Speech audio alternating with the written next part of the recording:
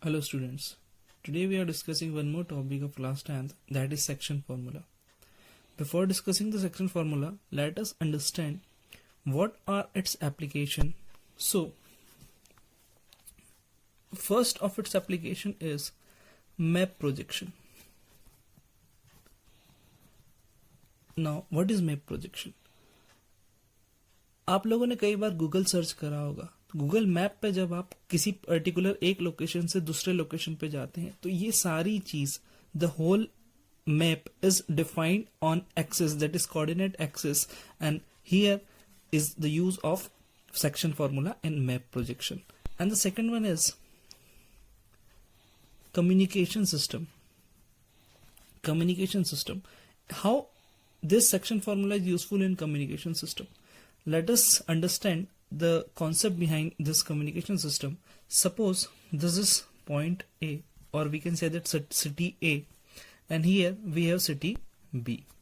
So if let us take example of a telephone company. If a telephone company wants to place its tower on some position P so that it will cover both the cities with same network, so here they have to plant a tower which consists of some ratio, that is the distance between AP as well as the distance between BP. Let the distance between AP is M1 and BP is M2.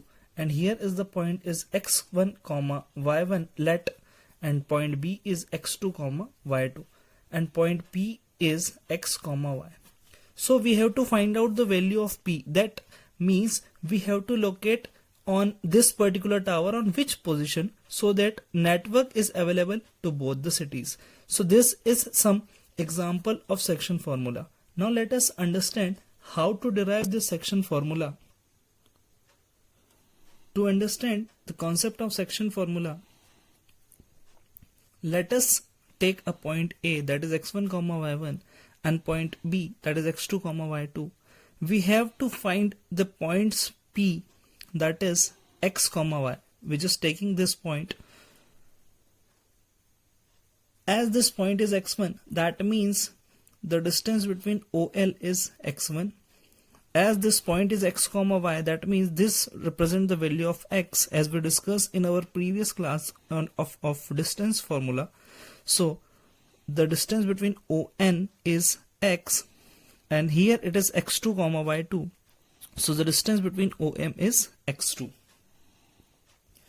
Now to derive this formula, or to find out the value of x and y, let us assume that the point P divides this line AB in the ratio M1 and M2. That means the distance between AP is M1 and the distance between BP is M2. Now we will discuss the section formula. To derive section formula, we have to understand some concept.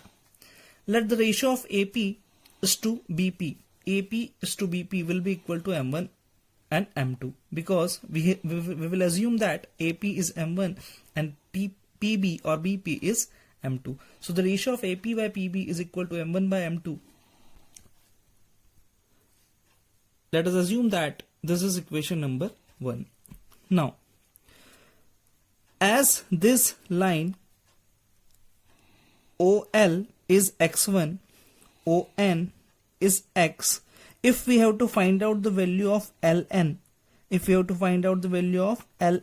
that means ln is, we have to subtract this from this, so we'll get this particular distance. So ln is x minus x1, as we have already discussed this concept in distance formula.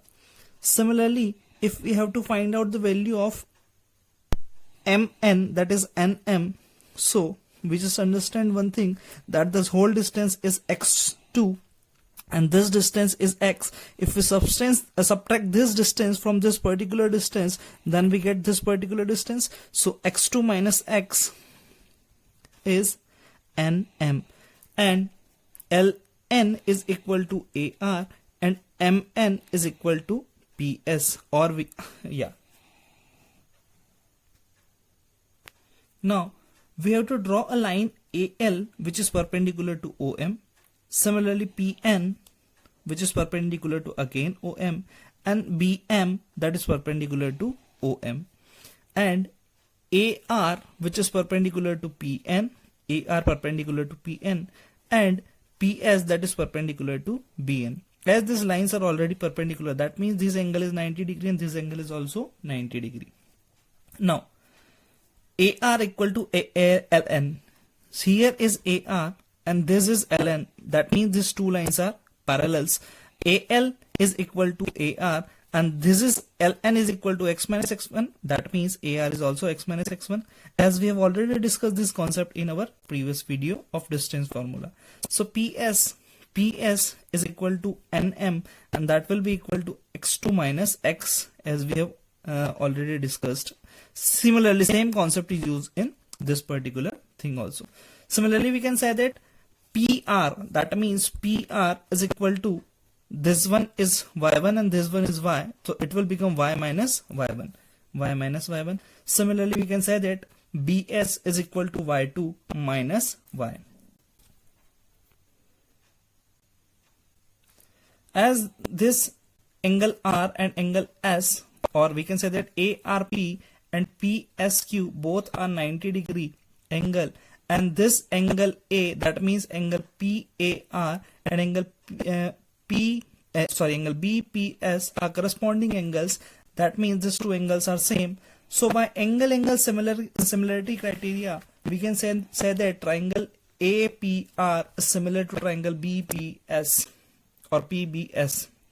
So we again having the concept, when triangles are similar, that means the ratios are proportion. So AP upon PB will be equal to AR upon PS will be equal to RP or PR upon SB. So AP upon PB, which we already have M1 upon M2. So AP upon PB is equal to M1 upon M2. AP upon PB will be equal to M1 upon M2. AR upon PS. AR is x minus x1, x minus x1, and PS is x2 minus x2 minus x, as we have already discussed earlier.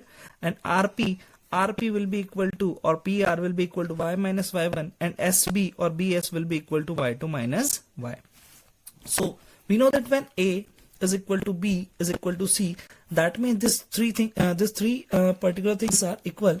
So we just considered two from this particular thing, or we can say that A is equal to B and A is equal to C.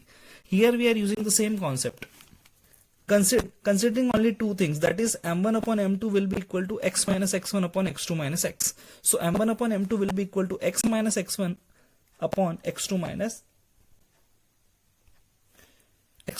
x.